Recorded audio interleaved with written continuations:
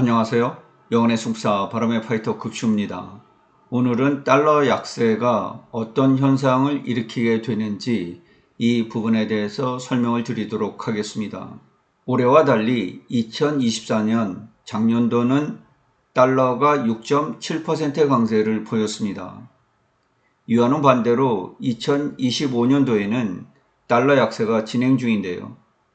미국에게 달러 강세가 유리하냐, 달러 약세가 유리하냐는 미국의 입장에 달려 있다고 합니다. 달러의 향방은 미국의 사정에 따라서 미국에게 유리한 상황으로 전개가 된다는 것이죠.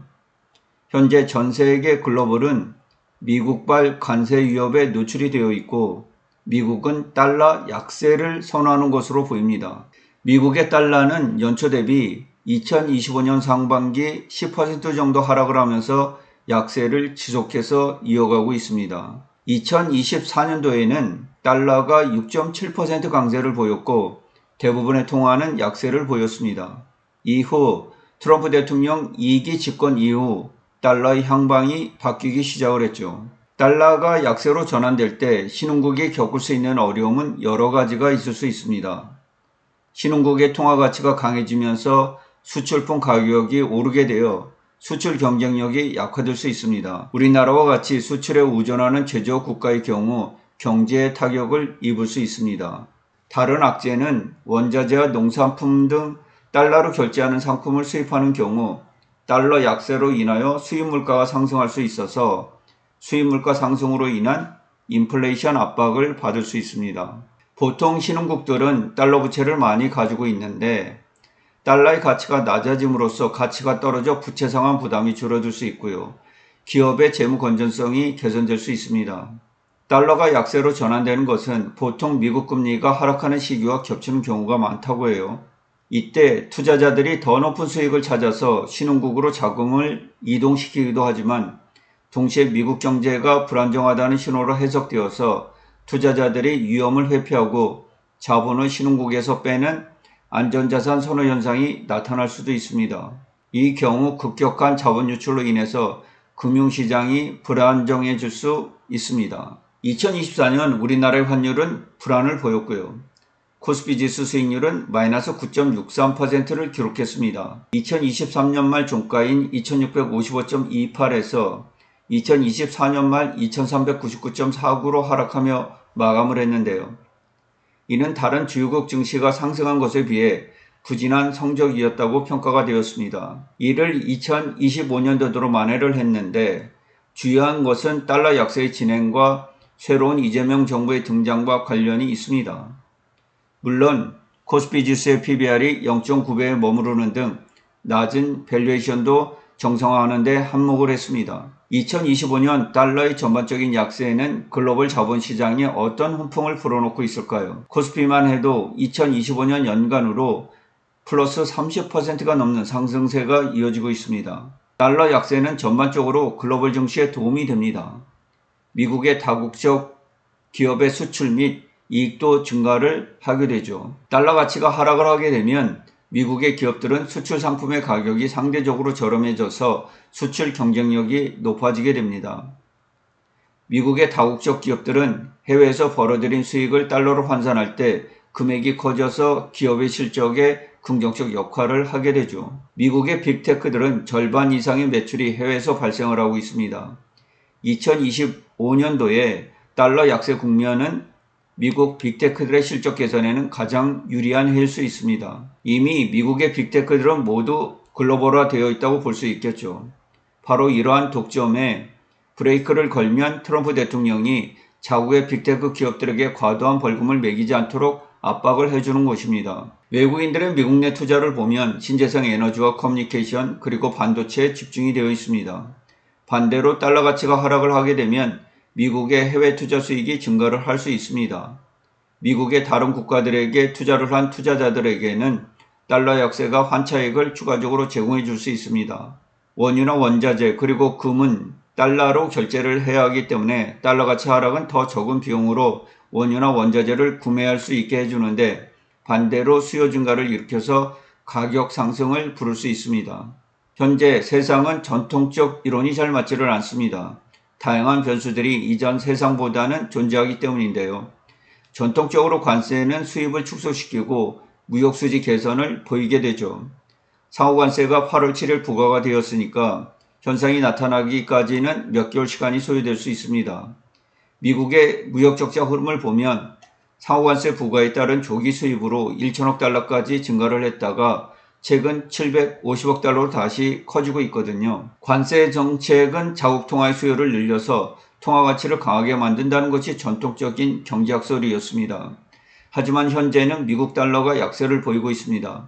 여기에는 다양한 목적이 있는 것으로 보이는데, 일단 해외 국가들이 관세로 인한 부분을 통화가치 하락으로 상쇄하지 못하도록 하는 방어정치 역할을 할 수 있습니다. 트럼프 일기 때는 중국에만 해당이 되었고, 중국은 관세만큼 유한화 약세로 대응을 하면서 상쇄를 했던 적이 있었습니다. 이 경험을 미국이 가지고 있는 것이죠. 트럼프 일기 때 중국의 유한화가 관세 부과를 상쇄하기 위해서 얼마나 약하게 움직였는지를 여실히 볼 수가 있습니다. 이번 트럼프 2기에서는 상호관세 효과를 극대화하기 위한 환율 조작을 방지하는 데 많은 노력을 기울였고요.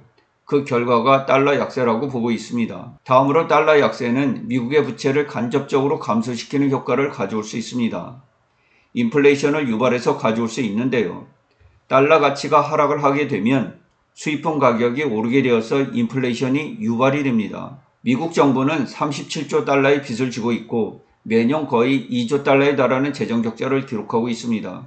이것을 어떻게든 해결을 해야죠. 여기에 달러 약세가 필요합니다. 바로 인플레이션 때문인데, 달러 약세가 되어서 수입품 가격이 오르게 되면 인플레이션이 유발이 되고, 인플레이션이 발생을 하면 실질 부채 가치가 하락을 하게 됩니다. 정부가 지고 있는 달러의 실질 구매력이 줄어들기 때문인데, 예를 들어 볼게요. 제가 10만 원의 빚을 지고 있습니다. 인플레이션이 발생을 해서 물가가 50% 올랐다고 가정을 하면 10만 원을 주고 살 수 있었던 물건의 가격은 15만 원이 되겠죠. 하지만 10만 원의 빚을 지고 있기 때문에 여전히 갚아야 할 빚은 10만 원일 뿐입니다. 돈 10만 원의 명목 가치는 변하지 않았지만 물가가 50% 올랐기 때문에 돈의 실질 구매력은 감소를 했습니다. 즉, 인플레이션으로 인하여 실질적으로 더 가벼워진 10만 원으로 빚을 해결할 수 있는 것이죠. 미국 정부의 빚도 이와 마찬가지의 일입니다. 특히 미국 정부가 장기 부채를 많이 지고 있을 때 이 효과는 두드러지게 나타나게 됩니다. 그렇다면 왜 단기 부채보다 장기 부채에 더욱 효과를 발휘하게 될까요? 단기의 빚은 인플레이션으로 인한 부채 감소 효과가 적게 나타납니다. 기간이 짧아서 그렇습니다. 예를 들어서 10만 원의 빚이 있고 향후 1년 동안 3%의 인플레이션이 있었다면 10만 원은 9만 7천 원의 구매력을 보이게 되어서 3% 빚이 줄어드는 효과만을 보게 됩니다. 반대로 시간이 지날수록 명목상 실질 부채 가치는 누적되는 인플레이션으로 인하여 빚이 크게 줄어들게 됩니다. 아무래도 미국 정부는 빚이 지속 가능하지 않을 정도로 많고 이자 비용도 거의 1조 달러에 달하기 때문에 부담이 만만하지 않죠. 이를 해결하는 과정에서 가장 중요한 것이 달러 약세 기조입니다. 달러 약세 기조는 미국 정부의 빚을 줄여주는 효과가 있다는 점을 참고를 하시면 되겠습니다. 달러 약세는 미국 상품의 가격 경쟁력을 높이고 수출을 증가시키죠. 수출이 늘어나게 되면 기업의 이윤이 증가를 하고 고용이 확대가 되어 경제가 성장을 합니다. 베센트 재무장관은 빚의 증가보다는 경제 성장률이 더 높게 해서 빚의 문제를 해결하겠다고 밝혔죠. 이것도 달러 약세와 무관하지 않습니다. 부채보다 더 빠른 경제 성장은 세수 증가로 이어져서 정부의 재정 상태를 개선하고 부채 상환 능력을 높이는 데 기여를 하게 됩니다. 달러 약세는 통화정책에 이점이 있습니다. 미국은 달러를 발행하는 기축통화국이기 때문에 달러 약세는 부채를 직접적으로 탕감하는 효과를 가져올 수 있습니다. 달러 가치가 떨어지면 미국 정부가 빚을 갚기 위해서 더 많은 달러를 찍어내더라도 달러의 주의 때문에 급격한 신뢰도 하락 없이 부채 부담을 완화할 수 있기 때문에 그렇습니다. 하지만 이는 장기적인 통화 신뢰도 문제나 인플레이션 심화 등 위험을 동반할 수 있습니다. 미국의 달러 인덱스는 2025년도 들어서 10% 정도 약세를 지속하고 있습니다. 이는 상기와 같은 이유가 존재하기 때문입니다. 최근 달러 원이 1392원을 돌파하면서 재차 1400원에 근접을 하고 있어서 자칫 자본시장의 위험이 원의 약세로 인해서 발생을 할 수가 있습니다. 달러 원이 1400원을 넘어서게 되면 조심을 하는 것이 좋겠습니다. 통화정책은 기존의 경제 이론으로는 설명이 되지 않는 부분들이 너무나 많이 있습니다. 이해하기도 힘이 들고요. 저도 최선을 다해서 공부를 하고 님들의 이해를 돕기 위해서 노력을 했습니다. 환율과 통화정책에 대해서 이해를 하시는데 작은 도움이 되기를 바랍니다. 이상으로 방송을 마칠게요. 장시간 시청해 주셔서 깊은 감사의 마음을 전해드립니다. 급시의 주식여행은 언제나 향기롭습니다.